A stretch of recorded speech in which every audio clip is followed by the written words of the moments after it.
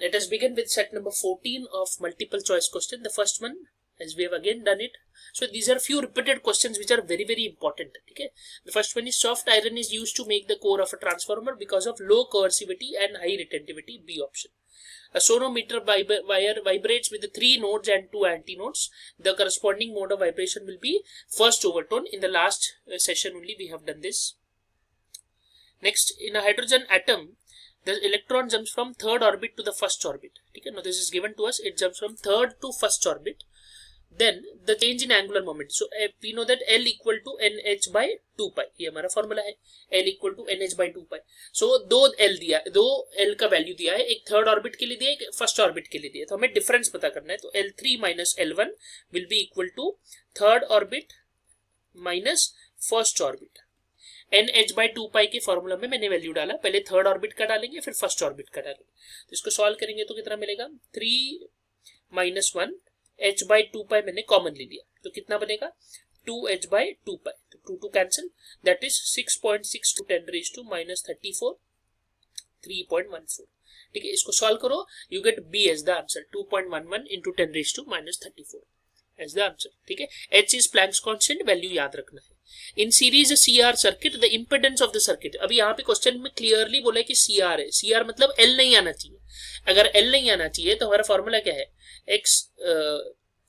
Z impedance is Z equal to root of R square plus XL minus XC the whole square है. But यहाँ पे सिर्फ CR बोला है. सिर्फ CR बोला है तो XL नहीं आना चाहिए. तो क्या हो जाएगा? सिर्फ XC स्क्वायर हो जाएगा. ठीक है, XC का फॉर्मूला क्या होता है? XC होता है, XC का फॉर्मूला है 1 by omega c the whole square. ठीक है, 1 by omega c the whole square. So that is B option.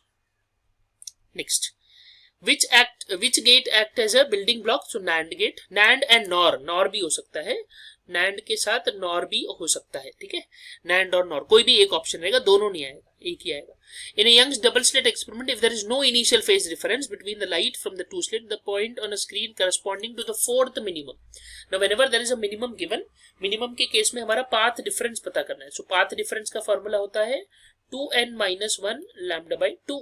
n का वैल्यू कितना बोला है? 4. तो 2 into 4 8. 8 minus 1 lambda by 2. तो 8 minus 1 7. That is option D. 7 lambda by 2 will be the answer. The dash dielectrics develop net dipole moment in the presence of electric field, both polar as well as non-polar. दोनों होते हैं.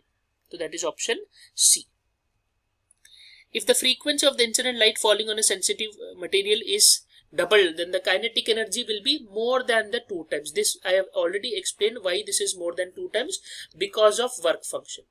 इसका reason है because of work function, that is phi naught की वजह से ये होता है. ठीक है, so option C. A block of mass 6 kg connected to spring constant 3. ठीक है, तो मास दिया है, then this is spring constant K, performing linear SHM, displacement बोला है 4 centimetre. The ratio of maximum velocity to maximum acceleration, तो V max upon A max. तो V max का फॉर्मूला होता है ओमेगा A max का फॉर्मूला होता है ओमेगा स्क्वायर A. तो A कैंसिल, एक ओमेगा कैंसिल, कितना बनेगा? 1 by ओमेगा. ओमेगा का फॉर्मूला जब K और M दिया है तो ओमेगा का फॉर्मूला होता है root of K by M.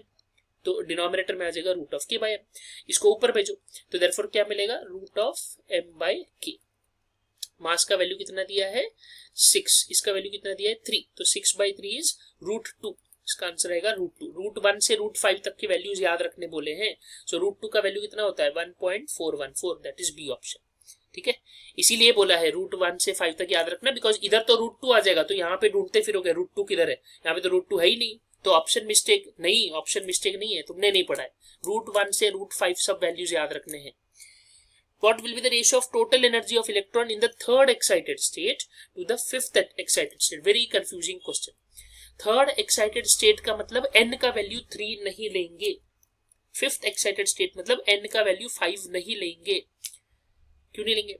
Because Lyman, Balmer, Paschen, Brackett, Pfund, ये सीरीज पढ़े हमने. Lyman, Balmer, Paschen, Brackett, Pfund, ये सीरीज पढ़े हमने.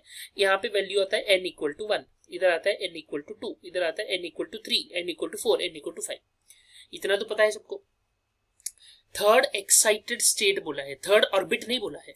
याद रखो n इक्वल टू 1 इसमें ग्राउंड स्टेट होता है. n इक्वल टू 2 हमारा होगा first excited, n equal to 3 हमारा होगा सेकेंड एक्साइटेड। तो थर्ड एक्साइटेड स्टेट कितना होगा, n का वैल्यू 4, ठीक है, n का वैल्यू 4 जो होगा that will be third excited state. और फिफ्थ एक्साइटेड स्टेट कितना होगा, n का वैल्यू कितना होगा 6, उसको हम बोलेंगे फिफ्थ एक्साइटेड स्टेट। क्यों, बिकॉज नीचे वाला जो लाइमन है ना वो ग्राउंड स्टेट होता है, ठीक है। इस क्वेश्चन में ये बहुत ध्यान देना, ये बहुत ध्यान में देने वाली चीज है, ठीक है। एटम वाले चैप्टर में n का वैल्यू जब 1 होता है that is ground state, n का value 2 is first excited and so on, ऐसे ऊपर बढ़ते जाएगा, ठीक है। तो थर्ड एक्साइटेड स्टेट मतलब n का वैल्यू 4, फिफ्थ एक्साइटेड मतलब n का वैल्यू 6। नाउ एनर्जी का रेशियो पता करना है, तो energy is inversely proportional to n²। So E4 upon E6 will be equal to, क्या हो जाएगा, यहाँ पे वैल्यू कितना हो जाएगा, यहाँ पे उल्टा हो जाएगा, ठीक है। तो यहाँ पे कितना आ जाएगा 6/4 द होल स्क्वायर। तो 6/4 कितना हो जाएगा 3/2 the whole square, 3/2 the whole square, 3/2 मतलब 9/4, दैट इज डी ऑप्शन, ठीक है। D will be the answer.